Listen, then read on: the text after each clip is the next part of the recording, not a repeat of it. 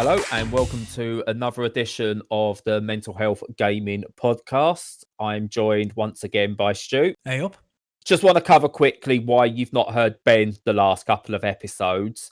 He's decided and for himself that it's better if he does more behind the scenes stuff for us. He's not as comfortable chatting about this on the podcast. There's no problems. He's just more comfortable doing behind the scenes and written stuff. So you'll see plenty from him on the site moving forward, but just not as a voice on here. So you'll just have to make do with me and Stu. So with that, how's your week been, Stu? From a gaming perspective, I hadn't got that much done, but then I had Monday and Tuesday off. So I got on as much as I possibly could and played 3 really good games, all in VR. So they are Voxel Fly, which is, I think, a PC-only one. And it's very cool. If you imagine sort of flying down a corridor, like the Death Star trench, but with a roof as well. And it's all in these chunky voxels. And it's a cross between a sort of like the Death Star trench run and like an Infinite Runner and a little bit like Geometry Wars. And that makes it sound like, because there's so many influences that, you know, there's a lot going on, but it's actually really simple. So you just control a ship, flying down this tunnel. You've got to avoid enemies, avoid obstructions, shoot stuff if that particular mission demands it. And yeah, I think some of them, there are missions, so you can do objectives, which is like shoot X number of stuff. But yeah, it's very straightforward, very simple. It was only a couple of quid. That's a good distraction. So that's Voxel Fly. Is that a VR only game or? VR only, yeah. Yeah. Very simplistic, but you know, bit of a laugh. Yeah, looking at some of the images for it, it looks almost reminiscent of, I suppose in a way, it's got a bit of a Star Fox quality to like the ship designs and like the flatness of the design. And obviously, I'm looking at it. It's not like Star Fox in terms of layout, but I don't know. It's like the ship is reminiscent of something like Star Fox and the behind view and things like that. It looks interesting to say the least. Yeah, I mean, it's like Race the Sun, if you ever saw that one. Yes, that is very good. Yeah. That's not VR only. So no, it's not. I would highly recommend people pick that up because it must be like pennies now if they haven't played it. Yeah. So yeah, that, and also Paper Beast. So I'm going to be reviewing that for the site, which is mentalhealthgaming.com. But briefly, it's really good. It's basically a God sim kind of crossed with Pikmin, except you're right in the thick of it as well. So you're down there with the creatures that you're dealing with. And the creatures themselves are shapes that have been formed into animals from like paper and other materials. And they're representing complex mathematical equations that you're doing. And you have to manipulate them, join things, change things, and affect the environment to achieve outcomes. I'll keep it vague because I'll save it for the review, but it's got a great physics engine. It's very, very beautiful. I'm about 3/4 of the way through so far, and I'm really enjoying that one. Tell us the name of why people should be interested in this if they have VR. It's by Eric Chahi, who is a French designer who designed Another World, if you remember that one, and also From Dust, the game From Dust. Yes, and also one of my most underrated games, Heart of Darkness, as well, which he also did. I think these days you'd consider it a DLC rather than a full game, but yeah. It is. But he's also probably one of the youngest looking 50-year-olds or 50-odd-year-olds I've ever seen in my life. Yeah.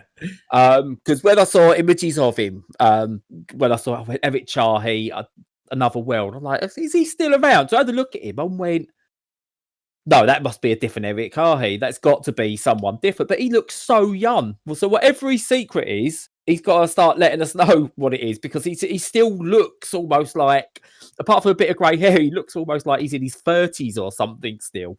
Yeah. Whereas me, I look like I'm approaching my 50s at the moment. Me too. Yeah, no, he's obviously got some sort of beautifully designed and quite obscure but very ugly picture in his attic. So, yeah.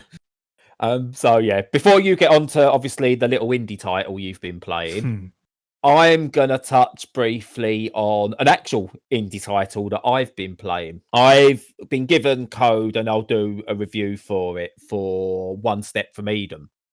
It's something I saw a trailer for a few weeks back, so I reached out to the developers. And it's a really interesting game. It's a deck building game, which is all the rage these days, that has roguelike elements, which is all the rage these days. But it's also this semi-real-time action game at the same time. I mean, people will be put off by deck building and roguelike, but honestly, don't be. It's an early impression so far of it, and it's just really interesting mix of mechanics that feels like it's gonna be too much to comprehend to make a cohesive game. But you can kind of almost play it so far, just hammering the buttons and still get through, which makes it then sound like there's no strategy to it. But like the best games, what you find is, yes, you can just hammer and play it without thinking too much, and you'll progress a little bit. But to get the most out of the game, you then need to look at the levels below it. And it's just a really interesting game that I sort of looked at, I was interested in, started playing it, was very confused, and went, I'm not sure I'm going to get on with this. 5 minutes in, I'm in love with it, and can't wait to go back in to play some more and for the review and then beyond. It's just, really interesting mix of mechanics that's come together better than it has any right to. But yeah, keep an eye out for that. One Step from Eden. Cool. Yeah. And of course, apart from that, I've been playing Half Life Alyx because, of course, I am.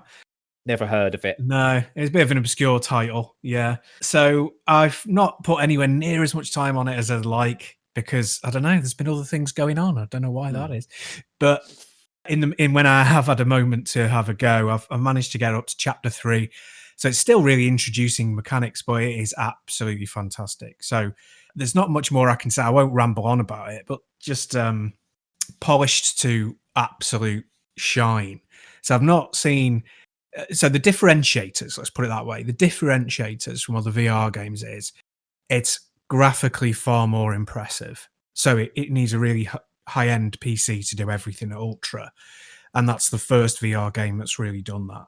And even on low settings, you still need like a 8 gig graphics card to run it. It's proper asking a lot, but that's represented in the game. It's absolutely gorgeous. It's the best sort of pseudo-realistic style that I think I've ever seen. So that's brilliant. The controls, there are tweaks on things that already exist in VR rather than anything completely groundbreaking. So you're not looking at, so far at least, anything as earth-shattering as the gravity gun. But what it has done is it's sharpened them up, and the way that they're integrated into the play space is absolutely fantastic. And the atmosphere, of course, is just peerless. So those are the things that I can add that you perhaps might have not seen elsewhere.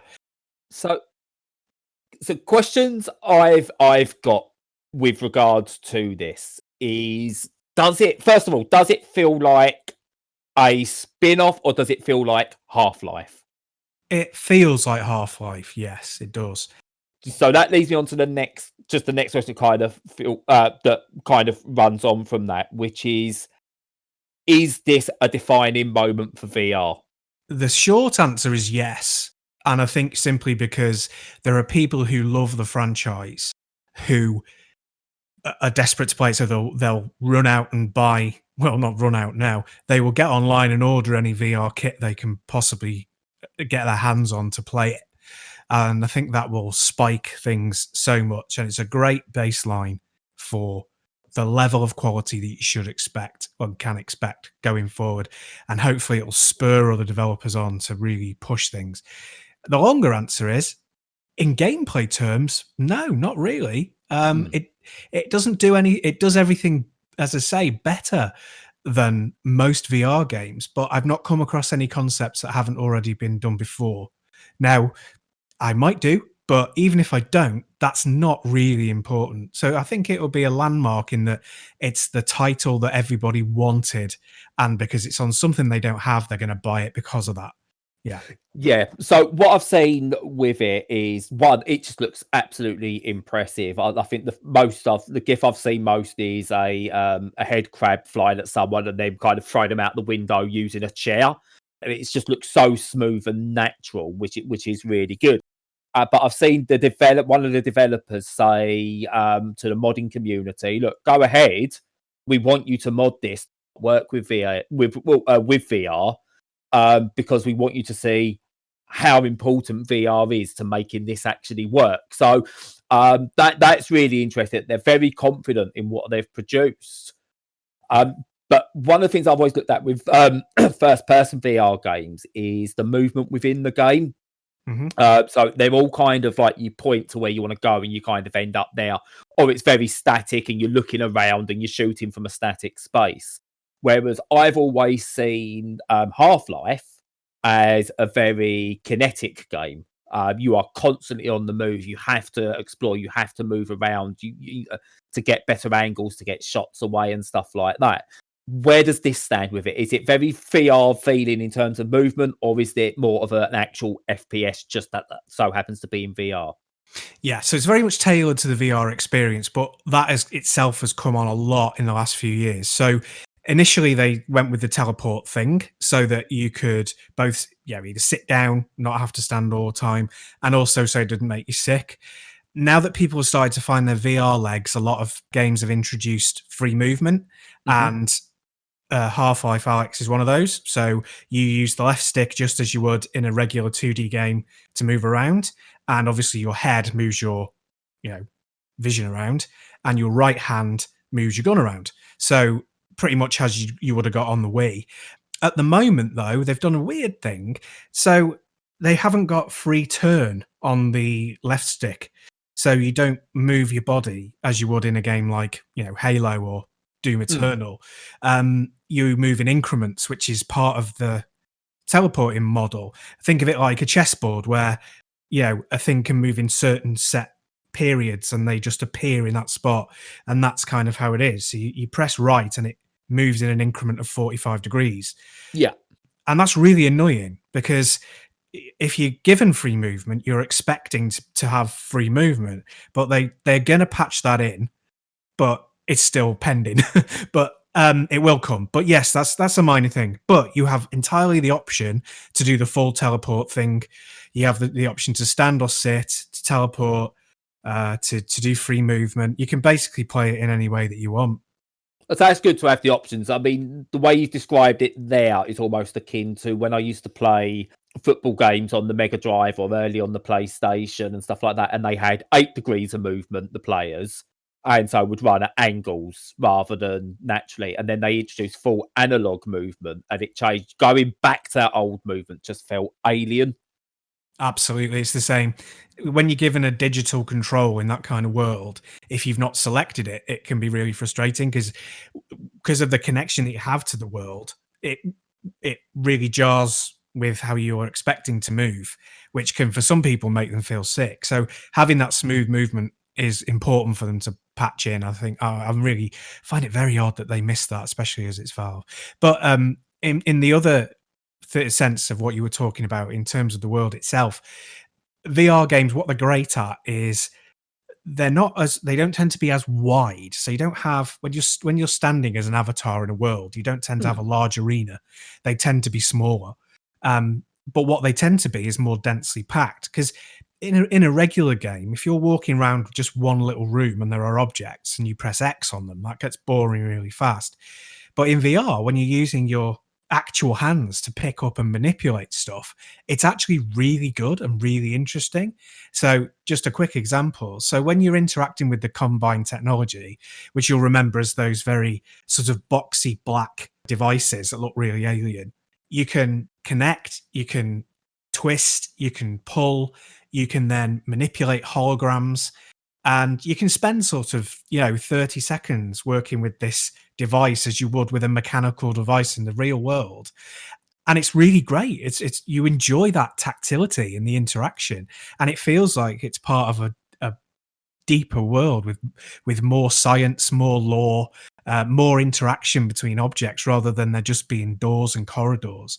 And it has that level of density. So there's objects to pick up and there's objects to interact with. And all of that is exciting and it all draws you even further in. And I think that's where it's getting all of its high scores from, because it's got, just a really immersive world. And if you're into that universe, the Half-Life lore and universe, that it's absolutely essential, I'd say.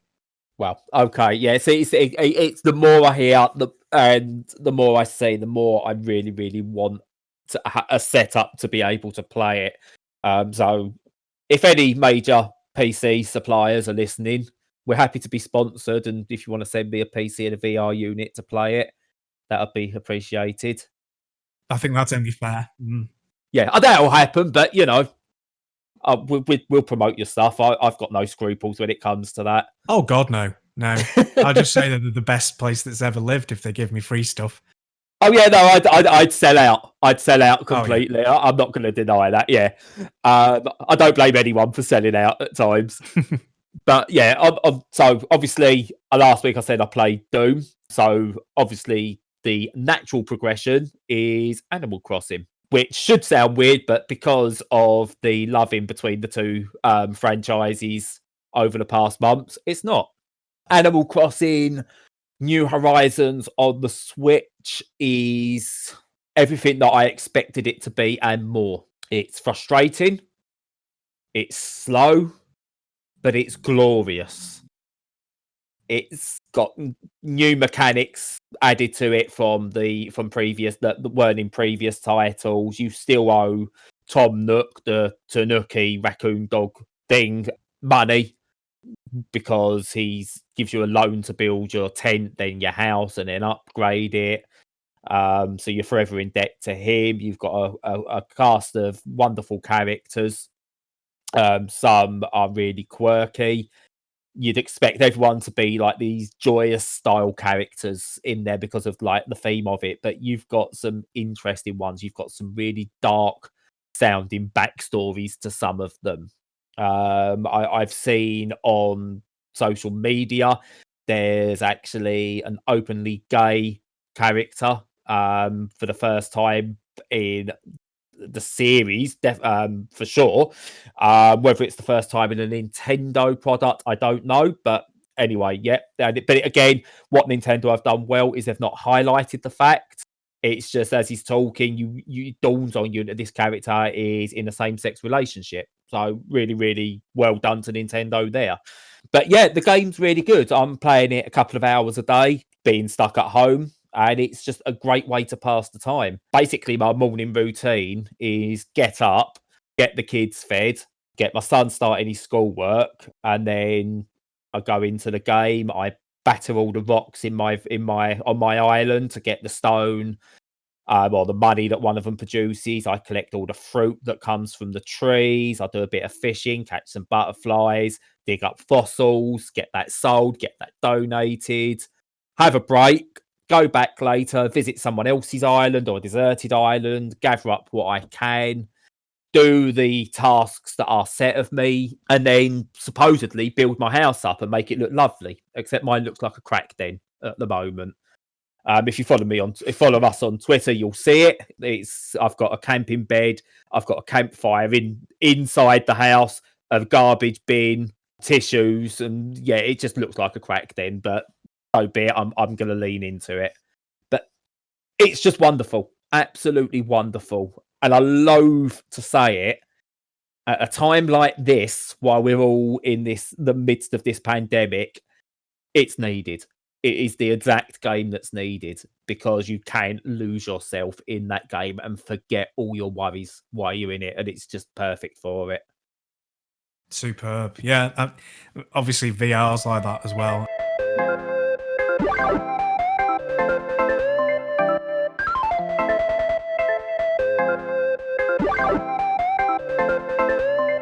So, apart from the gaming side of things, what's been going on, or how are we feeling? Not too bad. I've had loads of stuff going on that is completely unrelated to the big thing, the event, and that has been taxing in its own way. So we've bought a new car, which on the face of it sounds really, irresponsible. But secondhand car, our old car was just about falling to bits. It wasn't, but that's the shorthand. And all of its stuff that we had to pay for was coming up. So it was like, no, now's the time, and we've got to do it before everything locks down. So we got that sorted, and then the very next day it wouldn't start. And we bought it from a place in Rochdale, which is like 50 miles away from us. So getting it sorted was looking like it was going to be a nightmare. We did manage to get it sorted, which was great, and the local garage was amazing, and I've got remunerated from the dealer, so everything's all right with that. So that's good. But that took up a fair chunk of time. And my wife's been having trouble with her connection to her work, and her work have not been sympathetic. They've just been either cold-shouldered or implied that she's slacking, which has made me furious. So being an IT professional, I've been able to help out and get it working okay for her. But just the sheer pressure they're putting on her has made me want to throttle them. You know what I mean? Yeah. Really, really angry. And I don't get angry often or easily. So I really must be off. So that's been a bit of a niggle, but we're managing that as best we can. But in terms of sort of distractions, I've got lots of good ones. So blasting music really loud that I enjoy is good. Either headphones or in the house if I think I'm not going to disturb people's sleep. That's been excellent. Reading novels is not really working for me. I can't really concentrate that long. So reading short stories, and the short stories that I've read before that I know I like, is a good distraction. Yeah. Also, making sure I get out for my one bit of exercise a day, and keeping healthy as much as possible in that way. And those have all been really good things, and I'm glad that I've got them, as well as games, which are just crazy good and great for taking you out of it. What about you? What have you been doing as distractions? I'll come to the main thing in a little bit, because it's not it is a distraction, but it's not at the same time. But yeah, video games, spending time with the kids, and I've spent a lot more time on social media, and I know that's meant to be a bad thing, but it's not been. It's really helping me. Yeah. Because again, I'm seeing the things that people are doing in their own homes, and I'm seeing the reaction to absolute wombles like Tim Martin, seeing the reaction to him, and Mike Ashley and people like that, seeing those reactions to those has been great to see. It shows there's a line that can be crossed, and they've crossed it, and people are reacting in a positive way to say, no, we are not accepting of this. And so, but seeing some of the fun things people have been doing, it's really helping me. There's a lovely story about a kid who's in his back garden because he's missing football training. He's a goalie. He's worked out a way that he can kick a ball against the fence from one side of a goal and then quickly run round, dive and save it the other side to keep getting his practice in. And that has blown up, and the kid's had offers from all kinds of footballers across the world offering to do things with him once this is all finished. So to take him to training grounds, to give him extra advice, to help him and stuff like that. And it's just been honestly wonderful to see. Amazon have been asking for public donations to help pay their workers. It's like, are you kidding me? Are you really kidding me? Amazon. Yeah. Yet Gary Neville has opened his hotels up for free, promised to pay his staff while this is on, full-time wages, opened his hotels to the NHS and done wonderful things. Others have followed suit and done it. So, but see, I was really worried that I'd see the negatives and be like, oh my God, this is just getting worse and worse and worse. But the positives are far outweighing it. And it gives me hope for humanity in the future. But yeah, that's been my distraction, is to dive into the good news stories. Good choice. So, but yeah, though, aside from distractions, I suppose the one downside I've had, I'll go into this, is my stress levels over the past couple of days are through the roof. Mm. Like most, right, let's see if I can get this right. I've got a lot of hope for what the future is after this is all done and dusted. I think the world as we know it is ended. And I mean that in a positive way. I think we're going to see, if we try to return to how things were, we are going to see a revolution from the masses, because we can't go back to how things were. It's been proved by the amount of money that's now being thrown at the NHS, the things that we couldn't do previously, we can do now.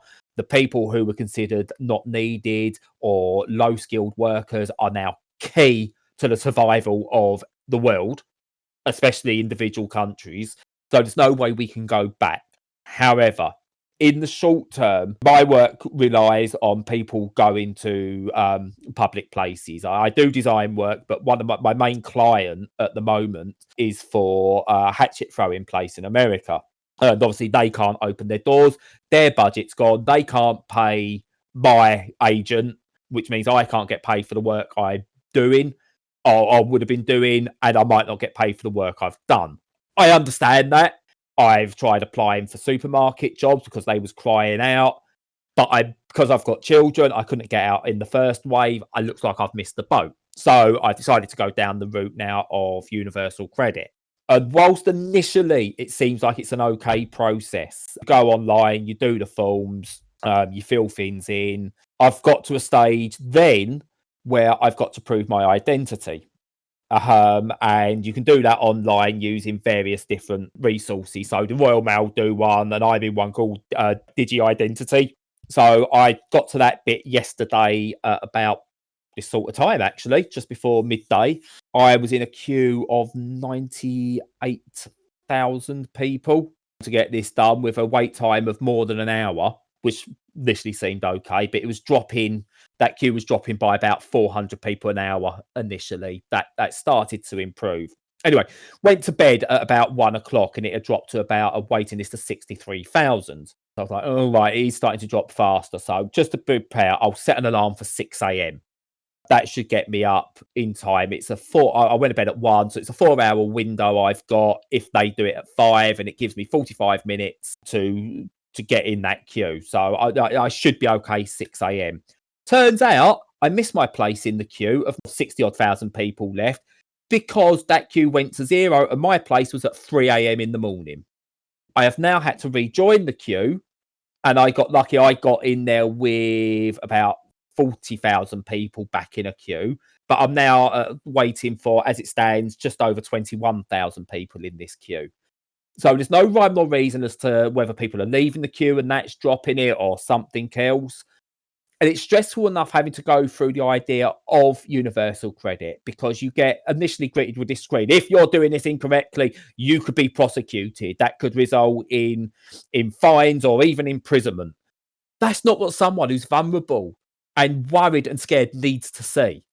I get that they want to stop fraudulent claims, but that doesn't help the mental health of someone who's really scared at the moment about being able to feed their family, keep a roof over their family's head. I'm now in a position where I don't know if I can. So I've got tons of stress, tons of worry.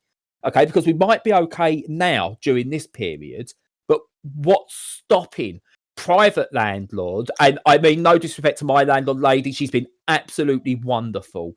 Okay, but there's others. I mean, no disrespect to her, but what's stopping private landlords when this is done going, well, actually, you're now 4 months in arrears, you're out. We're going to send the bailiffs round. Nothing's stopping that. And the messaging you get in this universal credit application does not help that. It is put a ton of stress on me, which then gets projected onto my family, put stress on them, and arguments start to happen. We need a universal basic income for the duration of this to make sure that people aren't worried, that they can stay at home. They aren't forcing themselves to go out and work and put people at risk. And yeah, it's put my stress levels through the roof.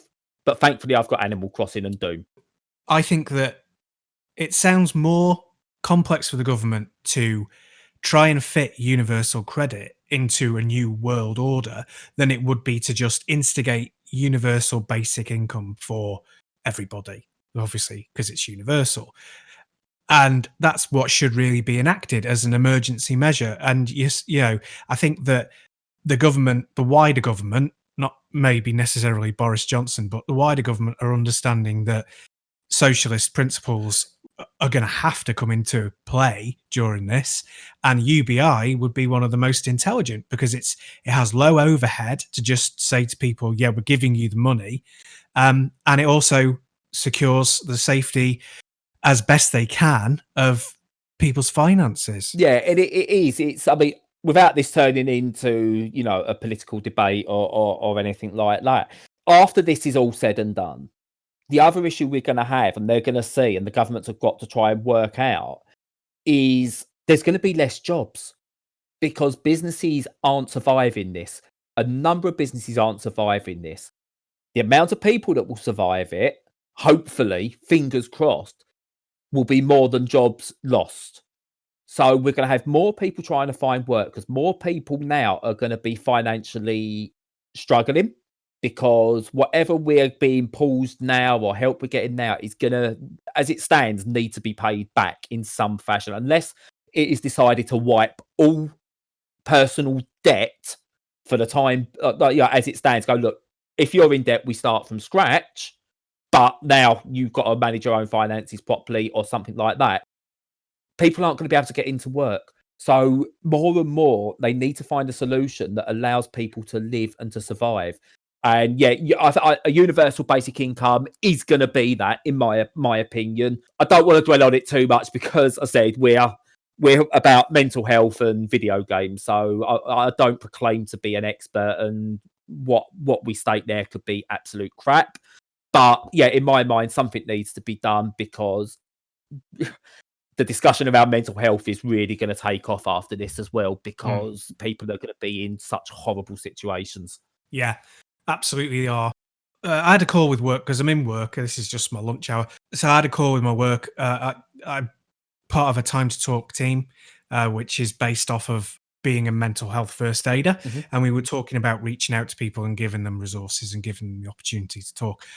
And yeah, just saying that people not being isolated and having the ability to talk to others is a great thing. So if there's anybody out there listening to this who thinks anyone should, anyone that you know, a friend or a family member, should be reached out to on the phone, or using WhatsApp or another chat facility, just go for it, because people will really appreciate it. I'm taking my own advice, and I'm going to ring an auntie of mine who I haven't spoken to for a long time. I'm going to call her up and just check that her and her kids are all right.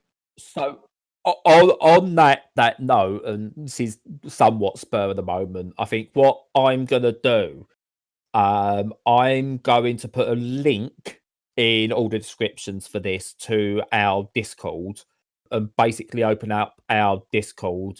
I'm at home anyway, so I'm here. If anyone wants to use our Discord to chat to us or to anyone else about anything, about video games, about mental health, anything, join our Discord, chat in there, use the voice chat, use it in any way you see fit. I think that's something we can do. Agreed, yeah. And reach out if you do want us to, if you want to chat or you want us to discuss anything.